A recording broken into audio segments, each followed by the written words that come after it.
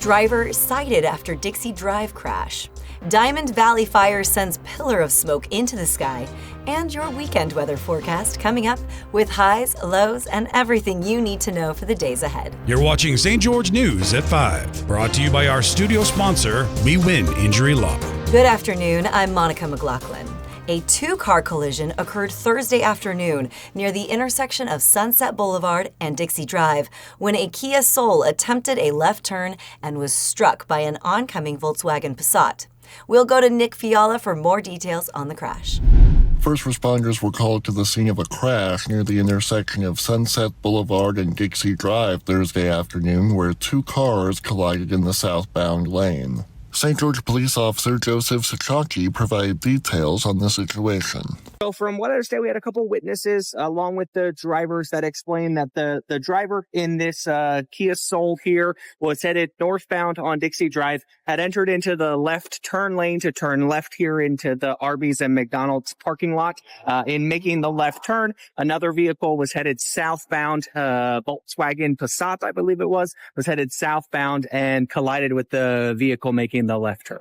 The driver of the Kia Soul mentioned he had some back pain, some leg pain, but everybody declined to transport to the hospital. The driver of the Kia Soul was cited with failing to yield when making a left turn.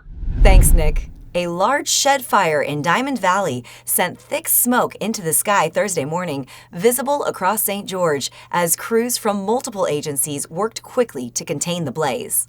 For the latest on the fire's impact and response, here's Alicia Lundgren. A FedEx driver was reportedly delivering a package to a home in Diamond Valley Thursday morning when they saw smoke at 987 West Sapphire Drive. Fire crews from multiple agencies responded to the scene, with the first resources arriving within 3 minutes, according to Diamond Valley Fire and Rescue Deputy Chief Ryan D'Ambrosio. He told St. George News what they found.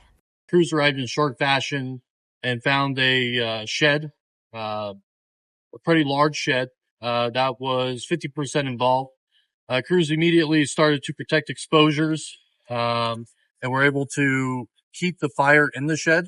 No injuries to crew members or residents were reported. Thanks, Alicia. Now let's take a look at your weekend weather forecast, brought to you by Casablanca Resort and Casino. Currently in St. George, it's sunny with a temperature of 51 degrees.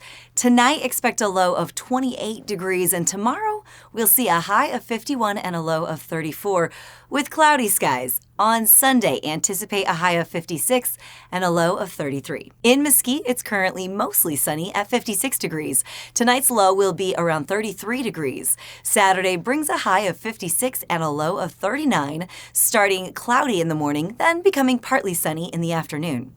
Sunday's forecast includes a high of 57 and a low of 39, with mostly cloudy skies and a slight chance of showers in the afternoon. In Cedar City, it's mostly sunny and 46 degrees at the moment. Expect a low of 25 degrees tonight. Saturday will be mostly cloudy with a high of 43 and a low of 23. Sunday remains mostly cloudy with a high of 43 and a low of 21. A broken sprinkler pipe caused by sub-zero temperatures flooded the Iron County Care and Share Emergency Shelter Tuesday night, displacing a parent and child and causing damage to 2 family rooms, a laundry room, and a hallway. Shelter Director James Jetton said no belongings were lost and the displaced family has been placed in a hotel.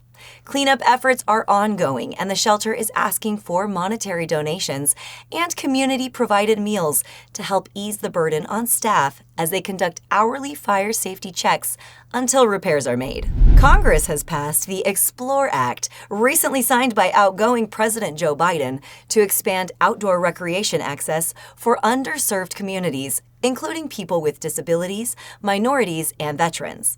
Here's Stephanie DeGraw for more on how this legislation will impact access to public lands. Outdoor recreation has expanded to ensure accessibility to underserved people by passing the Expanding Public Lands Outdoor Recreation Experiences Act, also known as Explore.